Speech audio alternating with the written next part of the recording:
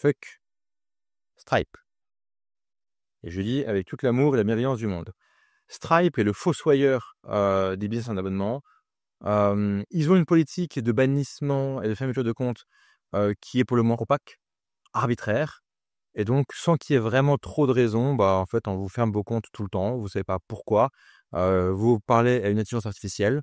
Personne ne vous écoute, on s'en fout. Donc, vous pouvez avoir bâti un super business et un super abonnement avec une clientèle qui est ravie, avoir des taux de litige qui sont bas, mais pour une raison X ou Y, ça saute. Alors, les raisons, elles sont multiples. Alors, dans certains cas, c'est qu'ils vont estimer que c'est un business à risque. Ok, pourquoi pas.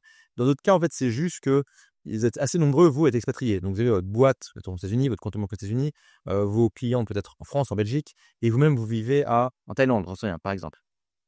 Et en fait, espèce d'acrobatie géographique est perçue comme du risque pour la plupart des processeurs de paiement qui vous dégagent.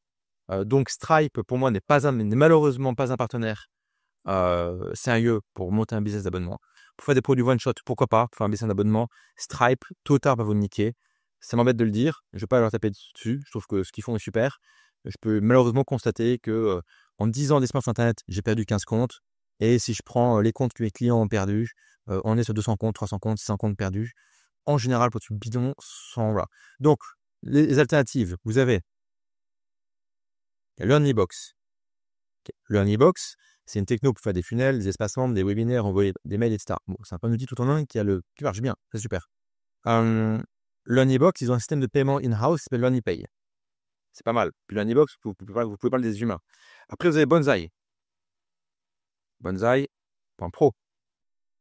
Pareil, solution de paiement in-house, c'est spécialisé pour les infopreneurs, ça comprend le business des abonnements, ils viennent de notre monde, ils comprennent ce qu'on fait, pardon, donc c'est un bon partenaire.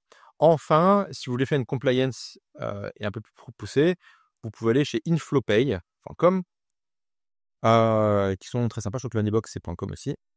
Okay. Inflowpay.com, c'est un processus de paiement, un petit processus de paiement, mais prometteur.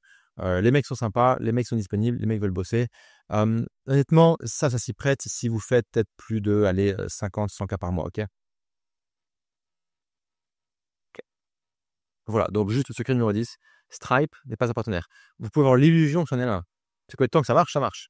Puis un jour, vous recevez un email, fini, clac, il faut partir à zéro. Puis, pour convaincre tous vos clients de se réinscrire, de mettre la carte, de refaire le processus sur le nouveau processus de paiement, sur la nouvelle page de vente, vous allez envoyer des emails, ils ne vont pas les recevoir, ils ne vont pas les ouvrir, ils vont oublier, ils vont remettre à demain, ils vont se dire, est-ce que vraiment j'en ai besoin de ce produit? Je ne sais pas, j'ai d'autres trucs à acheter. Voilà. En gros, ils vont vous niquer. Alors, il y a des manières d'aller prendre, ça s'appelle des tokens de paiement sur Stripe, aller les déplacer sur notre processus de paiement. Oui, ça se fait, mais enfin, je veux dire, galère quoi. Ok.